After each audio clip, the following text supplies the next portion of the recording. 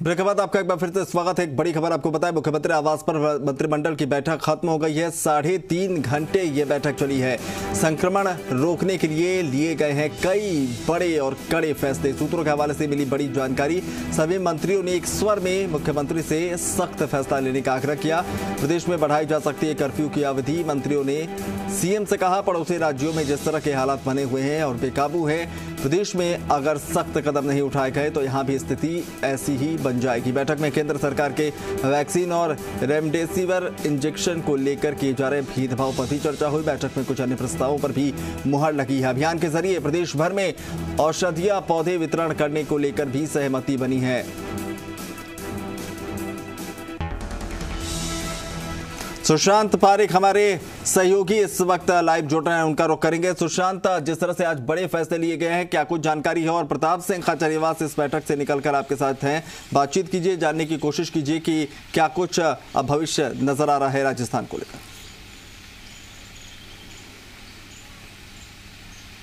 देखिए 3.5 घंटे मैराथन बैठक चली और उसके बाद अभी हमारे साथ कैबिनेट मंत्री जो हैं प्रताप जी मौजूद हैं। प्रताप जी, लंबा मंथन हुआ है, क्या कोई दिशा राजस्थान के नागरिक जानना चाहते हैं? क्या होगा जिस तरह से मामले बढ़े हैं? लॉकडाउन लगेगा, कर्फ्यू लगेगा, एक तरह का डर और भय का माहौल बना हुआ है राजस्थान में। देखिए, एक तो अफवाहों पर ध्यान नहीं देना चाहिए। अभी कोई लॉकडाउन नहीं लगा है, अभी कर्फ्यू भी नहीं बढ़ा है। मुख्यमंत्री अशोक गहलोत जी के बारे में आप जानते हो कि वो इस तरह के मामलों में जिस व्यक्ति ने फ्री दवा योजना लाया हो, फ्री जांच योजना लाया हो, जो व्यक्ति मुख्यमंत्री बीमा योजना लेकर आए हो जिसमें 5 लाख तक का इलाज फ्री है, अब इसमें कोरोना का भी इलाज फ्री हो जाएगा, रजिस्ट्रेशन चल रहे हैं, वो लोगों को करानी चाहिए। अफवाहों पर ध्यान नहीं देना चाहिए। अभी लॉकडाउन की कोई घोषणा नहीं हुई है, अभी कर्फ्यू नहीं बढ़ाया मुख्यमंत्री जी ने। करना मुख्यमंत्री जी को है। 3.5-4 घंटे तक हर मंत्री के विचार उन्होंने सुने, वो सब की सुन समझ कर फैसला लेते हैं और सारा डिस्कस हुआ। सबसे बड़ी दिक्कत एक आ गई कि भारत सरकार ने एक पॉलिसी बना दी, नेशनल पॉलिसी बना दी ऑक्सीजन को लेकर। अब भारत सरकार तय करेगी कि किस स्टेट को कितनी ऑक्सीजन वो देंगे। पहले सही चल रहा था काम, भारत सरकार बैठे बैठे कुछ न कुछ उल्टा दिमाग उनका चलता रहता है। अभी यहाँ का भेदभाव कहें जिसकी बात लगातार सीएम कह रहे हैं। भारत सरकार हो चाहे राजस्थान सरकार हो, हमारे यहाँ पर एमपी गुजरात सब जगह के लोग आते हैं, हम उनको बाहर निकालते हैं क्या? सबका इलाज करते हैं। अभी भी आ रहे हैं लोग, कोरोना के बहुत लोग यहाँ पर भर्ती है, एम्बुलेंस आती है, भर्ती होते हैं, राजस्थान के डॉक्टर इलाज करते हैं, राजस्थान की सरकार उनका फ्री ऑफ कॉस्ट इलाज करती है। भारत सरकार गुजरात को तो दे रही है 900 metric ton cylinder gas oxygen, हमें दे रही है 124 मेट्रिक टन। केस बराबर आ रहे हैं गुजरात राजस्थान में। तो ये ऐसा भेदभाव आप करोगे जो सामने दिख रहा है।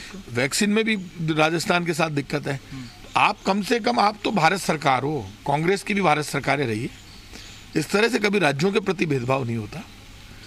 यहाँ पर रेमडेसिविर इंजेक्शन की ज़रूरत है, ऑक्सीजन की ज़रूरत है। हमारी ऑक्सीजन हमें मिल रही थी, राजस्थान में खूब है, तो आप हमारी ऑक्सीजन में से भी ले गए, ले लो आप, लेकिन ईमानदारी से करो ना, फिर डिस्ट्रीब्यूशन करो, आप बांटो सब में। तो जो केस जितने हमारे आ रहे हैं उतने गुजरात में आ रहे, तो गुजरात को तो ज़्यादा ऑक्सीजन दे रहे हो, हमको कम ऑक्सीजन दे रहे हो। ये ऐसा मुद्दा प्रताप जी जिसको लेकर आप लगातार आवाज उठा रहे हैं, लेकिन कल सुबह 5 बजे वीकेंड कर्फ्यू की अवधि खत्म हो जाएगी। उसके बाद क्या कोई बड़ा फैसला, क्योंकि सीएम को आज शाम को प्रेस वार्ता करनी थी 7:30 बजे, उसको कैंसिल कर दिया गया है, तो क्या अभी समय लेंगे सीएम सोच विचार के, उसके बाद कोई डिसीजन लिया जाएगा? देखिए, मुख्यमंत्री जी की एक सोच बहुत जबरदस्त है। सब मंत्रियों से उन्होंने बात की, मैंने भी अपनी बात रखी, सबने अपनी अपनी बात रखी। मेरा ये मानना, मेरी व्यक्तिगत राय है, मेरा ये मानना है कि खूब सख्ती की जाए। एक तो मास्क सबको लगाना पड़ेगा। डॉक्टर्स ने वहाँ, डॉक्टर भंडारी, डॉक्टर वीरेंद्र सिंह ने अपनी राय रखी। उन्होंने कहा 95% काम ये मास्क करता है। लोग जैसे मैंने लगा रखा है, नाक को भी ढक रखा है, तो नाक से तो अपन लेते हैं ये बीमारी और मुंह से देते हैं। भाई नाक से तो मैं लूँगा खुद, सबसे बड़ा, और मुंह से मैं यदि बोल रहा हूँ तो किसी को दूंगा यदि मैं एसिम्प्टोमेटिक हूँ। एसिम्प्टोमेटिक का मतलब ये है कि उसको खुद को पता नहीं है तो वो है। तो ऐसे में हर आदमी मास्क लगाए यदि उसको लॉकडाउन से बचना है, कर्फ्यू से बचना है। राजस्थान के 100% लोग यदि मास्क लगा ले तो ना तो लॉकडाउन की जरूरत है ना कर्फ्यू की जरूरत है। ये बीमारी हम हरा देंगे 7 दिन के अंदर अंदर। इसलिए सबको तैयारी करनी पड़ेगी, मास्क लगाएं। गरीब अमीर सबके पास मास्क है, सब सरकार ने बांटे और बांट देगी सरकार। अस्पतालों में भी मिल रहे मास्क और करवा देंगे, लेकिन मास्क तो लगाओ भाई साहब। लॉकडाउन किसी समस्या का समाधान नहीं है, कर्फ्यू किसी समस्या का समाधान नहीं, लेकिन ये 2 दिन जो कर्फ्यू लगाया, इस चैन को तोड़ने के लिए मुख्यमंत्री जी ने लगाया। मुख्यमंत्री जी इस बात को अच्छी तरह से जानते हैं कि सुबह से लेकर रात तक कमाने वाले लोग, दो तरह के लोग हैं समाज में, मेरा मानना, मेरी राय है ये व्यक्ति। एक आदमी है जो पेट को कम करने के लिए दौड़ता है, लेकिन एक दूसरा आदमी है जो पेट को भरने के लिए दौड़ता है। बिल्कुल सही बात। अपना पेट और अपने परिवार का पेट पालने के लिए, भरने के लिए, रोटी खाने के लिए दौड़ता है। एक दूसरा है जो पेट भरने के लिए, पेट कम करने के लिए दौड़ता है। तो हमें तो पेट भरने वालों की चिंता करनी है। लॉकडाउन लगाना आसान है, लेकिन लॉकडाउन के बाद जो रिपरकेशंस होते हैं तो उसमें सबसे ज़्यादा परेशान होता है एमएलए, पार्षद, वहाँ का जनप्रतिनिधि और वहाँ रहने वाले लोग। उस वक्त परिस्थितियाँ अलग थी, जब रसोइयाँ चल रही थी, तो उसके लिए एक तैयारी चाहिए। ऐसे में मुख्यमंत्री जी खुद समझते हैं कि मैंने उनसे रिक्वेस्ट की कि आप अनुशासन सख्त कर दो। क्या कोई दूसरे तरह की सख्ती की इन जिलों में जहां ज्यादा हो होगी, वहां कर्फ्यू बढ़ा दें? सख्ती तो होगी, ये तय बात है, क्योंकि लोग डिसिप्लिन में रहने को तैयार नहीं है। अनुशासन नहीं मानेंगे, मास्क नहीं पहनेंगे, भीड़ से नहीं बचेंगे। अब शादियां कर रहे हैं तो भैया जब 50 का प्रोटोकॉल आ गया तो 50 का मानो ने। ये आपके बचाव के लिए मुख्यमंत्री ने, प्रधानमंत्री ने नियम बनाए। इंजेक्शन कम पड़ रहे हैं, ऑक्सीजन कम पड़ रही है, बेड कम, हालात ये हो जाएंगे यदि ऐसे ही मरीज बढ़ते रहे तो बेड की कमी आ जाएगी, इंजेक्शन की कमी कहाँ से लाएंगे? पड़ोसी राज्यों में हालात हो गए हैं। पड़ोसी राज्यों, अभी राजस्थान तो बचा हुआ है, तो यहाँ के लोगों से मैं कहूँगा अपना बचाव तो करो भैया। ये मजाक में ले रहे हो क्या बीमारी को? बीमारी आसान है क्या? ये अब की बार वाला वायरस तो और खतरनाक है, इसलिए सावधान रहो। बड़ी संख्या में नेता भी अब इसकी चपेट में आ रहे हैं, और जिस तरह से चुनाव में रैलियां हुई, सीएम साहब ने भी माना कि हम भी कहीं ना कहीं दोषी हैं। तो पॉलिटिकल जो पर्सनैलिटी है उनको भी ध्यान रखना होगा। इसमें तो केंद्र सरकार को आगे बढ़कर सब पार्टियों से बात करके चुनाव ही नहीं करवाने चाहिए थे। अब ये सुजानगढ़, सहाड़ा और राजसमंद में चुनाव में वहाँ मरीज ज़्यादा आ रहे हैं। बिल्कुल, तो बाद में पता चलता है ना, पहले तो जोश खा के कर लिए चुनाव में जाए।